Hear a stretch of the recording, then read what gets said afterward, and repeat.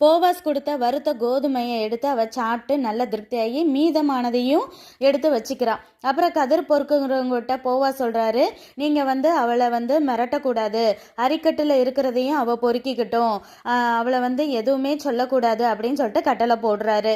அப்புறம் அவள் சாயங்காலம் வரைக்கும் வயலில் கதிரை பொறுக்குனதை அவள் தட்டி அடித்து தீக்கிறப்போ எவ்வளோ இருந்துச்சுன்னா ஏறக்குறைய ஒரு மரக்கால் வார்கோதுமை இருந்துச்சான்.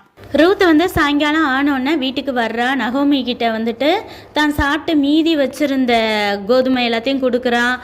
கோதுமை அளந்து வச்சது எல்லாத்தையுமே கொடுக்குறா. அப்போ அவங்க மாமியார் விசாரிக்கிறாங்க, நீ இன்னைக்கு எங்கே போன, எந்த வயலில் போய் கதிர் பொறுக்க போன அப்படின்னு விசாரிக்கும் போது அப்போ அவள் சொல்கிறா, நான் இந்த மாதிரி போவாஸ் அப்படிங்கிறவர் வயலுக்கு போனேன், அவர் என்கிட்ட நல்லா பட்சமாக பேசினாரு தெரியுமா அப்படின்னு நடந்ததெல்லாம் சொல்கிறா.